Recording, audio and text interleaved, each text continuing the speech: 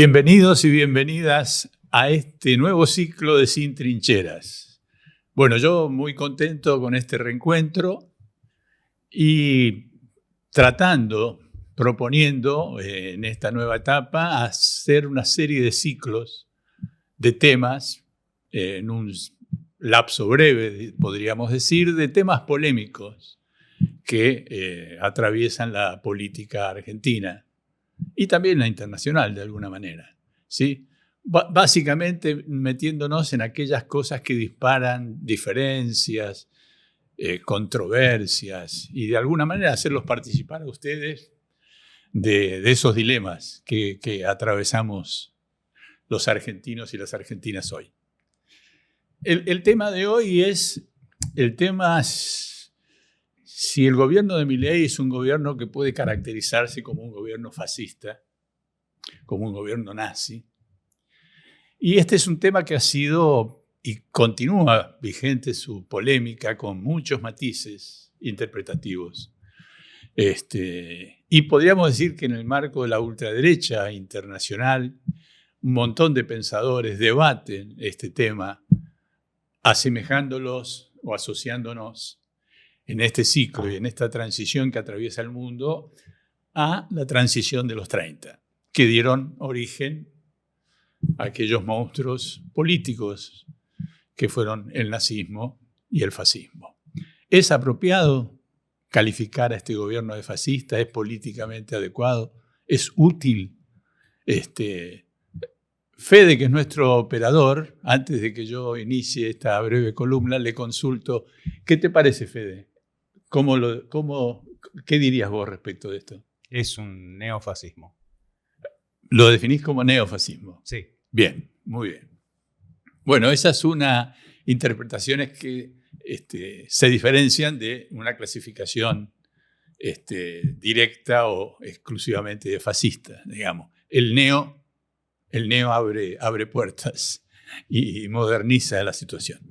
Yo les voy a contar una breve historia para hacer una pintura, en este caso de lo que, no de lo que fue el nazismo, hacer un retrato, un paisaje de esa experiencia que atravesó la humanidad y lo que eso implica. Y para que ustedes hagan su evaluación, digamos. Breve relato de esa etapa.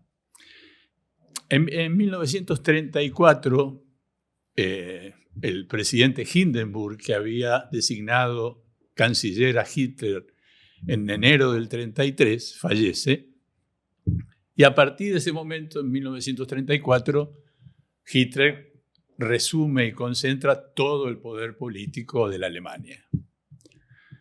En esa circunstancia, digamos, el Parlamento no existe, los partidos políticos están prohibidos, el disenso respecto del proyecto del Tercer Reich casi se paga con la vida, no existe obviamente libertad de prensa, no existe posibilidad de disentir o de expresar diferencias con el régimen, que además es un régimen no policial, sino que está militarizado en plenitud, por así decirlo. Haciendo un breve recorrido, digamos, en ese 1934 se toman algunas decisiones.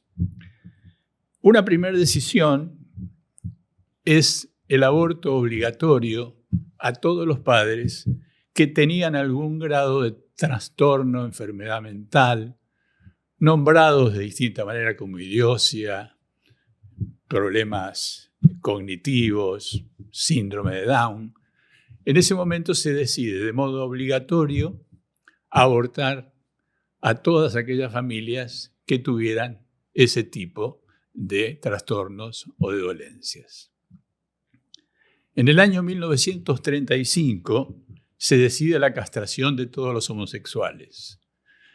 Se estima que en el régimen nazi aproximadamente hay 100.000 homosexuales que atraviesan cárcel o campos de concentración o muerte y castración.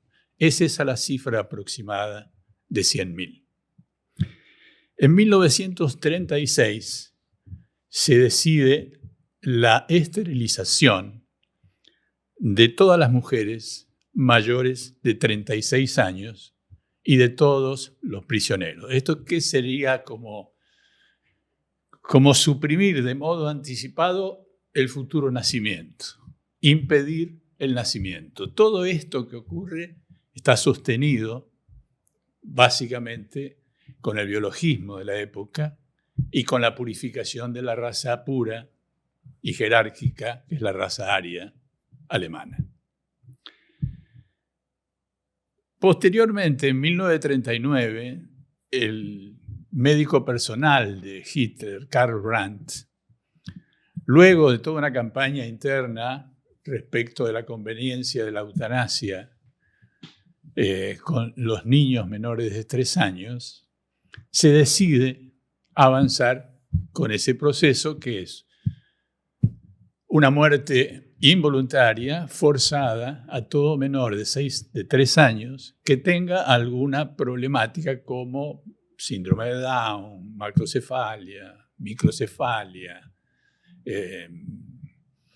diversos trastornos degenerativos, problemas cognitivos.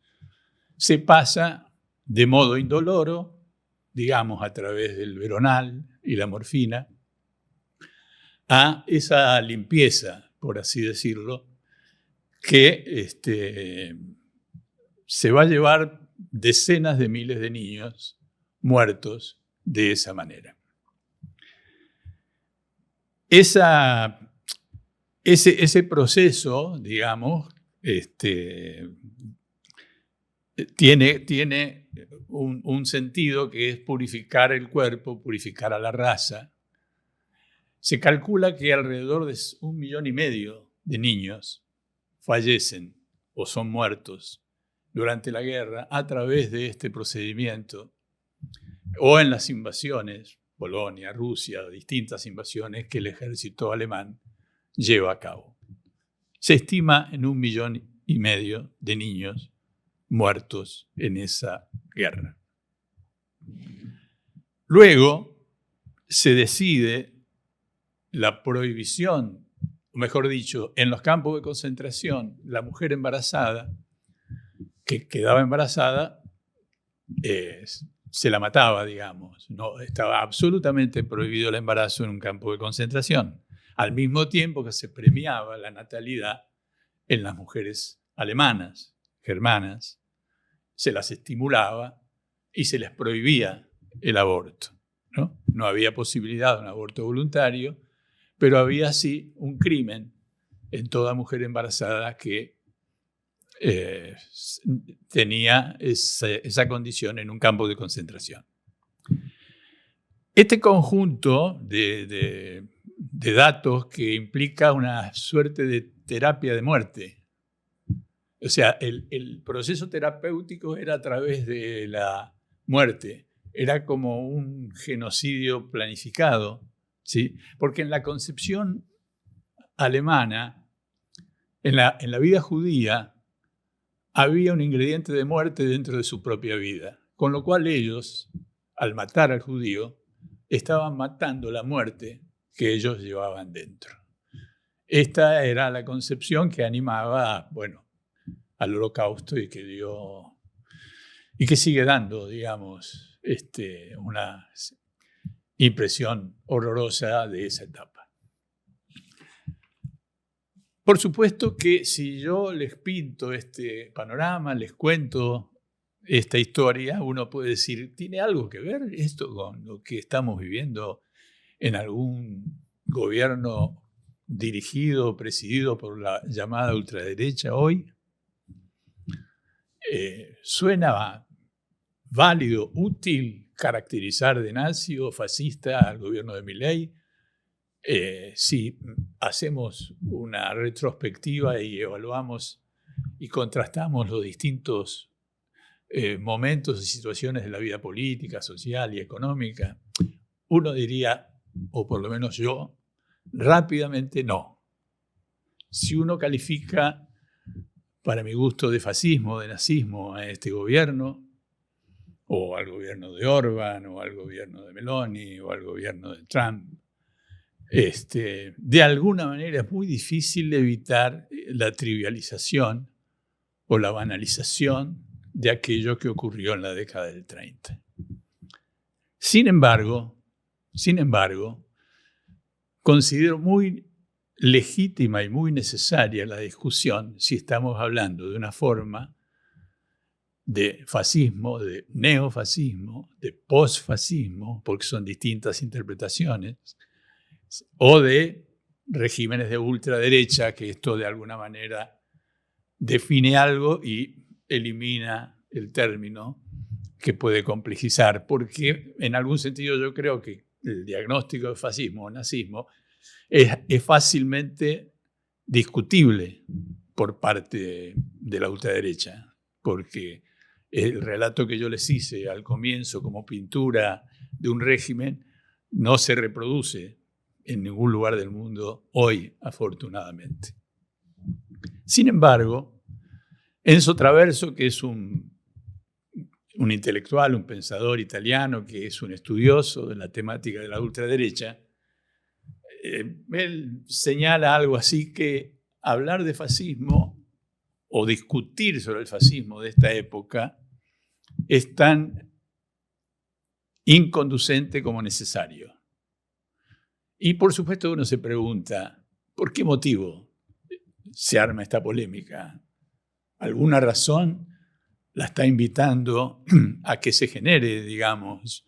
No discutiríamos esto en la década del 90, donde, por ejemplo, también había una derecha liberal que gobernaba una parte del mundo, en nuestro país, el menemismo. Nadie se le ocurría decir que estábamos ante la presencia de un régimen fascista.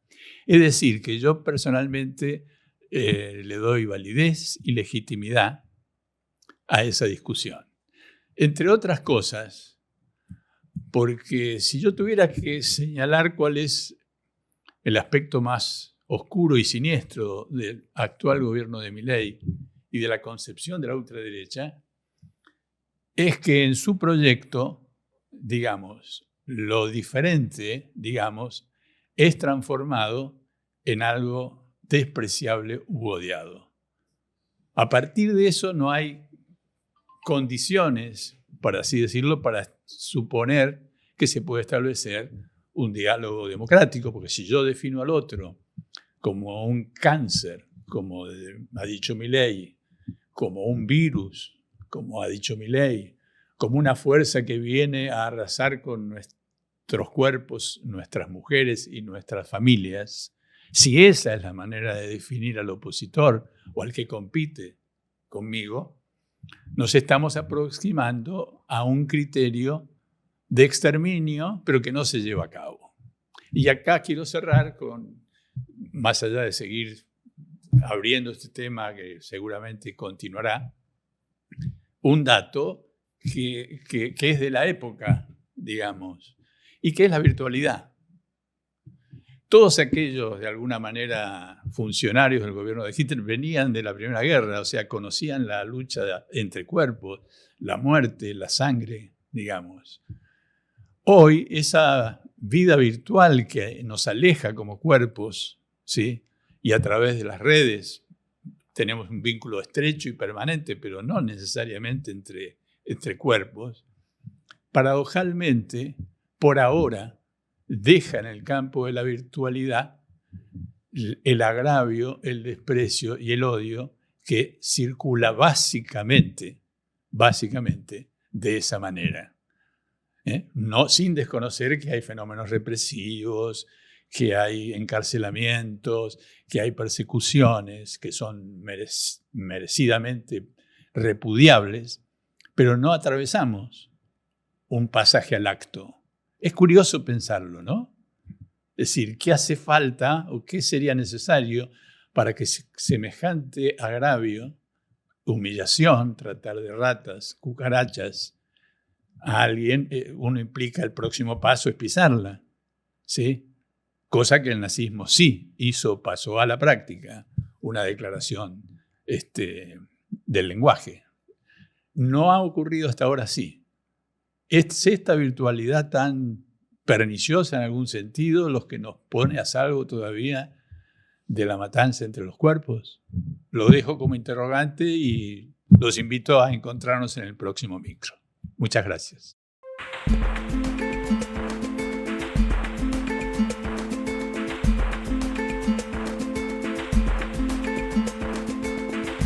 En mi cuerpo podés ver un río que esconde un mar y un mar que guarda un gran motor. Un océano complejo. Una noche de abril, el teléfono sonó y de ahí salió tu voz, secándome por completo. Me dijo que no iba a hacer falta, pero al final yo pude ser la guerra y vos, la guerra y vos.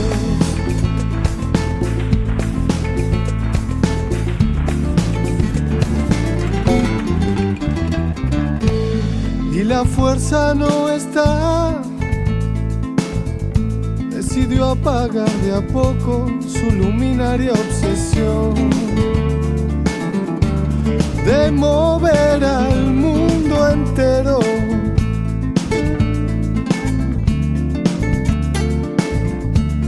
de colonizar tus besos.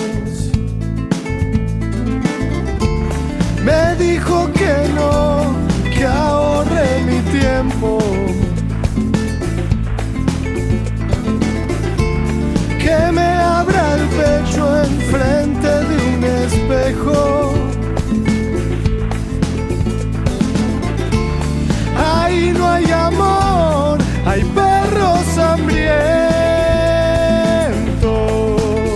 y que no van a querer parar hasta comerse al sol. La guerra y vos, la guerra y vos.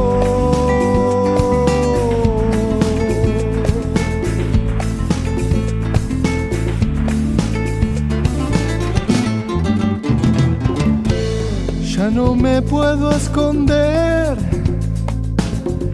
ni en un tercio de tus ojos tu mirada se perdió.